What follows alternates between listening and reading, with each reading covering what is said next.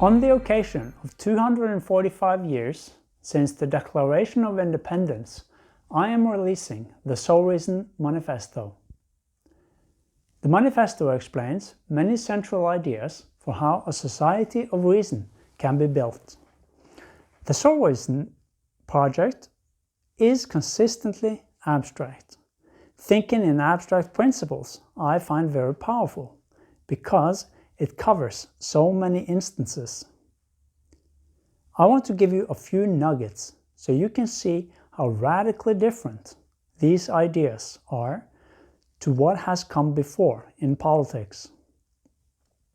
This is not a rehash of the same old, same old. This is new and requires serious mental effort to understand. On page 6, I'm writing about crossing the chasm and early adopters.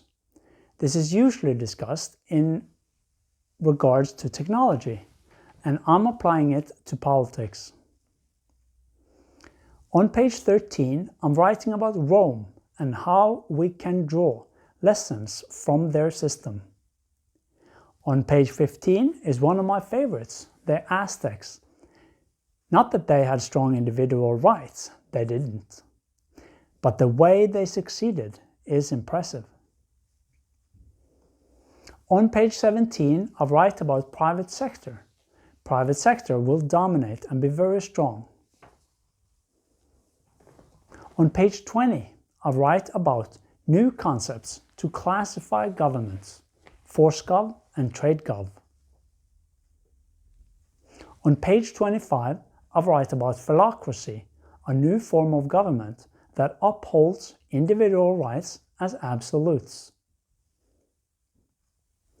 On page 27, I write about a philosophical society.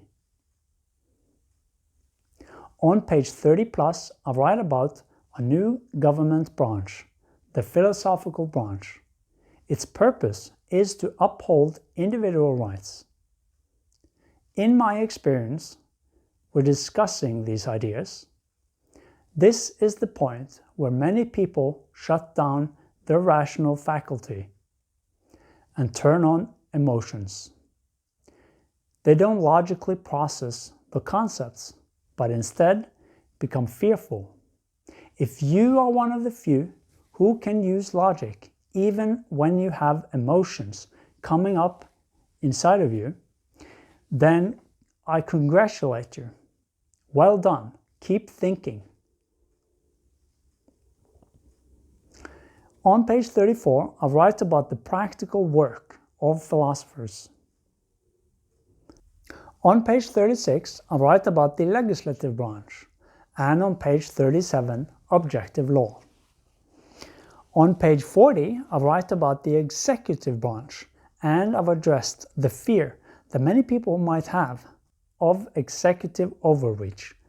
The major work of the executive will be to build systems. On page 43, I write about how the markets should be free if there should be a war, and that the mind should be emphasized in the army as well. On page 55, I write about the judicial branch, and page 56, I write about how property systems can improve. On pages 61 to 64 is about government and money. I go into profit and loss, balance sheet, and cash flow. On page 66, I write about separation of powers. On page 69, I write about exit rights, and that this is more powerful than voting. I also mention how individual rights and abstract ideas are meant to dominate this institution. On page 80, I write about continuous improvement. If you want to participate in the construction of an awesome society, be sure to read the SoReason Manifesto and stay tuned for more. This project is unbelievably fun. Reason and happiness.